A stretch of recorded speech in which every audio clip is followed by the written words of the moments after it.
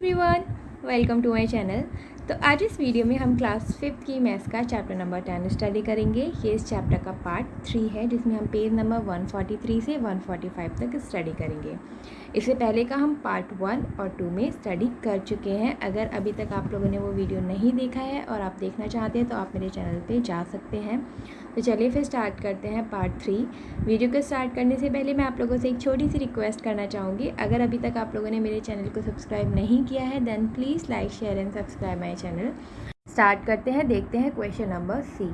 तो question number C में क्या दे रखा है, माजिद के फादर यूएई में वर्क करते हैं जहाँ पर उन्हें 1000 दिरहम मिलता है सैलरी में, और अरुण के फादर जो कि श्रीलंका में जॉब करते हैं वहाँ पर उनको 2000 श्रीलंकन रुपीज़ मिलते हैं। तो हमें क्वेश्चन में क्या पूछा है, who gets more Indian rupees as salary. हमें क्या करना है, हमें ये बताना है कि अगर हम इंडियन रुपीज़ में कन्वर्ट करके इनकी सैलरी को कंपेयर करें तो कौन है जो ज़्यादा अर्न करता है।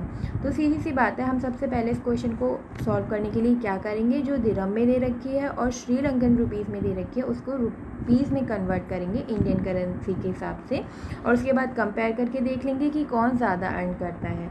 यहाँ पर अभी हम सिर्फ क्वेश्चन को समझ रहे हैं, क्वेश्चन के आंसर आपको आगे वीडियो में मिलेंगे, ठीक है। तो फिर स्टार्ट करते हैं। सबसे पहले हम 1000 को इसको कन्वर्ट करते हैं इंडियन रुपीज़ में। अब अगर आप टेबल में देखोगे तो देखो यहाँ पर यूएई में इसकी दिरहम की वैल्यू दिखा रखी है 10.80 रुपीज़ है। 1 दिरहम की जो वैल्यू है वो कितनी है, 10.80। तो ठीक है, फिर हम क्या करेंगे, 1000 को अगर कन्वर्ट करना होगा तो हम क्या करेंगे, 10.80 से मल्टीप्लाई कर देंगे। तो क्या करेंगे, 1000 को मल्टीप्लाई कर देंगे 10.80 से, ठीक है। अब आप क्या कर सकते हो, या तो आप डायरेक्ट मल्टीप्लाई कर दो, तो वो जो प्रोसेस है वो काफ़ी डिफ़िकल्ट हो सकता है आपके लिए। तो अगर हमें इसे इजी बनाना है तो हम क्या कर सकते हैं, हम लोग 1000 को मल्टीप्लाई कर ले पहले 10 से, उसके बाद प्लस करके 1000 को हम फिर से मल्टीप्लाई कर दें किससे, 0.80 से। ये तरीका इजी हो सकता है। तो अगर देखो 1000 को 10 से मल्टीप्लाई करोगे तो क्या आ जाएगा, 1000, ये 30 और उसके बाद ये चौथा 0 यहाँ पर, उसके बाद प्लस अगर हम इनको करेंगे तो देखो पॉइंट हटाया और नीचे 2 0 आ गई, ये 2 0 से ये 2 0 कैंसिल। अगर इन दोनों की मल्टीप्लाई करेंगे तो कितना आ जाएगा, 800, और अगर हम इसको प्लस करके लिखेंगे तो कितना आ जाएगा, 10800। इसका मतलब इसको अगर हमने रुपये में कन्वर्ट किया तो कितना आया, 10,800 रुपीज़। अब ये हो गया। उसके बाद अब हम 2000 श्रीलंकन रुपीज़ को भी कन्वर्ट कर लेते हैं। तो उसके लिए भी आप टेबल पे यहाँ पर देखो, श्रीलंकन रुपीज़ को अगर हम बात करें तो कितना है, 0.37 है वैल्यू रुपीज़ में एक श्रीलंकन रुपीज़ की। तो अब इसको भी हम फिर से क्या करेंगे, 2000 को हम मल्टीप्लाई कर देंगे 0.37 से, ठीक है। उसके लिए भी पॉइंट हटाया, नीचे 2 0 लग गए, 0 से 0 कैंसिल हो गया, और अगर हम इन दोनों की मल्टीप्लाई करेंगे तो हमारे पास कितना आ जाएगा, 74,000। अब देखो ये यहाँ पर पॉइंट में था, इसका मतलब ये पैसे में तो वैल्यू दे रखी थी, तो ये भी जो होगा वो पैसे में ही आया है अभी। अब हमें इसको कन्वर्ट करना है रुपीज़ में, इस वाले अमाउंट को हमें रुपीज़ में कन्वर्ट करना होगा। तो हम क्या करेंगे, 100 से डिवाइड कर देंगे, राइट। तो 2 0 से 2 0 कैंसिल, तो इसको अगर हम रुपीज़ में बात करें तो कितना आया, 740 रुपीज़। ओके, तो हमें दोनों पता लग गया। अब इसको जब हमने कन्वर्ट किया था तो हमारे पास कितना अमाउंट आया था, 10,800 रुपीज़। इसको कन्वर्ट किया तो हमारे पास अमाउंट आया 740 रुपीज़। अब आप बताओ किसको ज़्यादा मिल रहा है। क्लियरली हमें पता है कि इसको ज़्यादा मिल रहा है, यानी कि माजिद को फादर को ज़्यादा मिल रहा है। तो हमें क्वेश्चन समझ लिया, ठीक है। इसका आंसर आपको वीडियो में आगे मिलेगा, आप आराम से वहाँ पर देख सकते हो और आपकी नोटबुक पर कॉपी भी कर सकते हो। देखते हैं question number D. Question number D में क्या दे रखा है, रीना की आंटी उसके लिए एक प्रेजेंट लेकर आई, कहाँ से, चाइना से, जिसकी कॉस्ट दे रखी 30 यॉन, ठीक है। ये यहाँ पर दे रखी है। Find what it's cost in Indian rupees. अब हमको इंडियन रुपीज़ में वैल्यू बतानी है, तो उसके लिए हम इसको कन्वर्ट कर लेंगे। तो क्या, 30 को हम मल्टीप्लाई कर देंगे किससे, आप एक बार टेबल में यहाँ पर देखो तो कितनी दे रखी है चाइनीज़ मनी यहाँ पर, ये दे रखी है 5.50, मतलब 1 yuan इक्वल्स टू कितना होता है 5.50 रुपीज़ के। तो हम उसको अगर कन्वर्ट करना चाहें तो क्या करेंगे, हम मल्टीप्लाई कर देंगे 5.50 रुपीज़ से। तो अब उसको आप डायरेक्ट भी मल्टीप्लाई कर सकते हो या फिर आप इसको ब्रेक करके मल्टीप्लाई कर सकते हो। ब्रेक करने के लिए क्या करोगे, हम करेंगे 30 को पहले 5 से मल्टीप्लाई कर देंगे प्लस 30 को मल्टीप्लाई कर देंगे 0.50 से, है ना। फिर अगर हम 30 को 5 से मल्टीप्लाई करेंगे वेरी सिंपल 150 आ जाएगा, प्लस 30 को अगर हम इससे मल्टीप्लाई करें तो किस पॉइंट हटाया, 2 0 लगा दिया, इससे ये कैंसिल, इससे ये कैंसिल। 5 को 3 से मल्टीप्लाई करेंगे कितना आएगा 15, और इन दोनों को प्लस करेंगे तो कितना आ जाएगा 165। इसका मतलब जो उसकी आंटी उसके लिए गिफ्ट लेके आई थी चाइना से, उसकी कितनी वैल्यू है इंडियन रुपीज़ में 165। ठीक है, इस क्वेश्चन को भी हमने समझ लिया। अब देखते हैं question number E. Aastha wants some Hong Kong dollars and won. Aastha को कुछ हांगकॉन्ग डॉलर्स और वॉन चाहिए। तो फर्स्ट क्वेश्चन पूछा गया है कि कितने वॉन जो होते हैं वो 4 रुपीज़ के बराबर होते हैं और 400 रुपीज़ के बराबर होते हैं। तो सबसे पहले तो आप टेबल में देखो कि एक वॉन कितने रुपए के बराबर है। तो देखो यहाँ पे सबसे पहले नंबर पे ही दे रखा है कोरियन करेंसी होती है और ये कितने रुपीज़ के बराबर है 0.04। तो अगर हमें चेंज करना हो तो इसका मतलब हम इसको ऐसे लिख सकते हैं ना, 1 वॉन इक्वल्स टू 0.04 रुपीज़। अब हमें क्या 4 रुपीज़ का पूछ रखा है, अब ये तो 4 रुपीज़ से काफ़ी कम है, तो हम क्या करेंगे, इसको हम 4 से मल्टीप्लाई कर देंगे, सॉरी 100 से मल्टीप्लाई करेंगे इस साइड भी और इस साइड भी हम 100 से मल्टीप्लाई कर देंगे। तो इसका मतलब 100 वॉन इक्वल्स टू कितना हो जाएगा।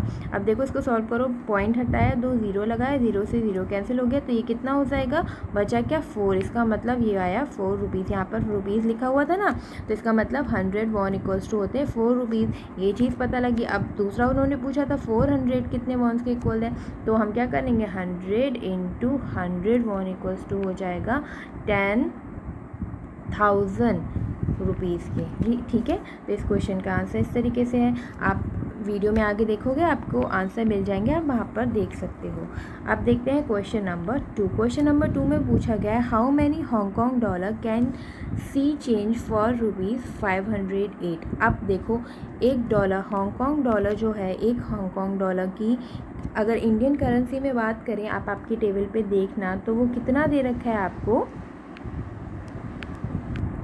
दे रखा है 5.10 रुपीज़। ठीक है, अब अगर हम इसको चेंज करें, अब देखो अगर हम 100 से करेंगे तो ये हो जाएगा बहुत ज़्यादा हो जाएगा। 100 से अगर हम मल्टीप्लाई करेंगे ना इसको, तो ये जो है हमारे पास टोटल 508 है, जो कि 100 से मल्टीप्लाई करने पर ज़्यादा हो जाएंगे। तो हम 99 से करेंगे, इधर साइड भी 99 से मल्टीप्लाई कर दी तो ये हो जाएगा $99, और इधर साइड भी हमने 5.10 को 99 से मल्टीप्लाई कर दिया तो ये हो जाएगा निकल के 504.90। देखो अगर आप चाहो तो 100 से मल्टीप्लाई करके भी देख सकते हो। 100 से मल्टीप्लाई करोगे तो जो आपका यहाँ पे आंसर निकल के आएगा वो 508 यानी कि 508 से ज़्यादा निकल के आएगा, तो क्वेश्चन गलत हो जाएगा। हमें 508 से कम में लाना है ना, तो हम 99 से मल्टीप्लाई कर रहे हैं 100 की जगह पर। ठीक है, तो $99 इक्वल्स टू कितना हो जाएगा, इस साइड भी हमने 99 से मल्टीप्लाई कर ली, निकल के आया 504.90 रुपीज़।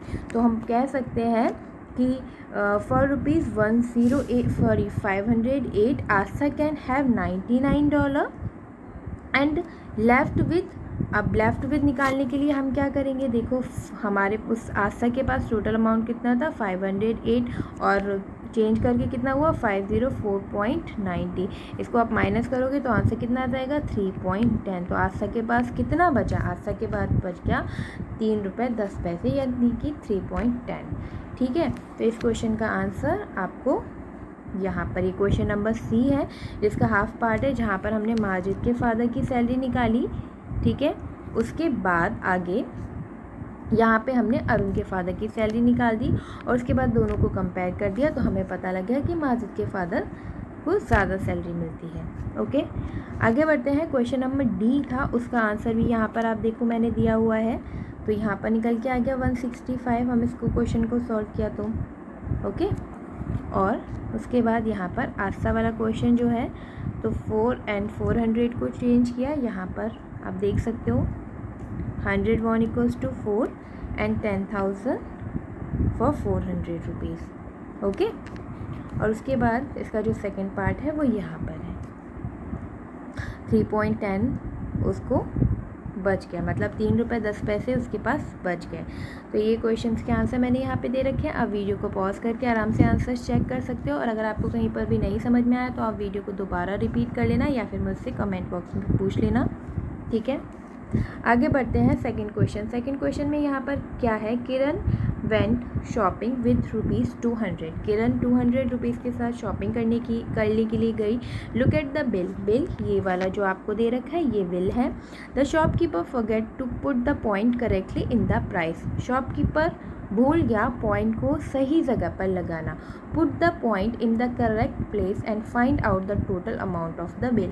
आपको क्या करना है, पॉइंट सही जगह पर लगाना है और आपके पास उसके बाद क्या करना है, यहाँ पे टोटल कितना अमाउंट हो वो निकालना है। अब देखो सोप का इन्होंने प्राइस कितना बता दिया, 1250। अब बताओ इतना कैसे हो सकता है, टोटल अमाउंट ही उसके पास 200 है ना, तो उसके पास इतना रुपए ही नहीं है। अगर हम इसको अगर हम पॉइंट 0 के जस्ट बाद लगा देते हैं तो ये 125 हो गया, तो इसका मतलब फिर तो ये आगे का जो अमाउंट है वो बहुत ज़्यादा प्लस करके आ जाएगा, तो ये 200 से ऊपर बिल निकल गया। तो हम एक सोप की वैल्यू क्या लिख सकते हैं, 12.50। यहाँ पर आपने यहाँ पॉइंट लगा दिया। उसी तरीके से अगर इस वाले प्रोडक्ट की बात करें तो यहाँ पर भी हम 50.25 लगा देंगे। इस वाले प्रोडक्ट में हम टी जो है 27.25। देखो ना ये इतना ज़्यादा अमाउंट दे रखा है, कैसे हो सकता है। 200 तो उसके पास टोटल ही पैसे थे।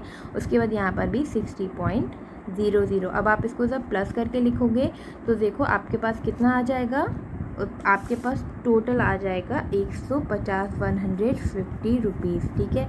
तो इस क्वेश्चन का आंसर मैंने यहाँ पर दिया हुआ है।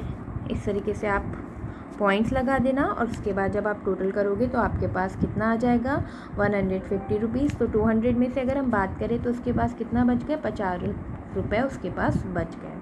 किरण के पास 50 रुपये बच गए। आप वीडियो को पॉज करके आंसर देख सकते हो। Next question, which city is cool. I live in Himachal. There the temperature in winter is 2 degrees Celsius. Sometimes water is in pipe freeze into ice. अब ये जो मेल आपको दिखाई दे रहा है आदमी, ये बोल रहा है कि वो हिमाचल प्रदेश में रहता है जहाँ का टेम्परेचर विंटर में क्या हो जाता है, 2 डिग्री सेल्सियस तक हो जाता है। और कभी कभी क्या होता है कि पानी पाइप होते हैं ना उनमें जम जाता है। अब ये लेडी क्या बोल रही है, ये बोल रही है कि वो तो राजस्थान से है और वहाँ का जो टेम्परेचर है वो 48 डिग्री सेल्सियस तक पहुँच जाता है, जो कि बहुत ज़्यादा गर्मी हो जाती है, वहाँ पर बहुत ज़्यादा गर्मी पड़ने लगती है।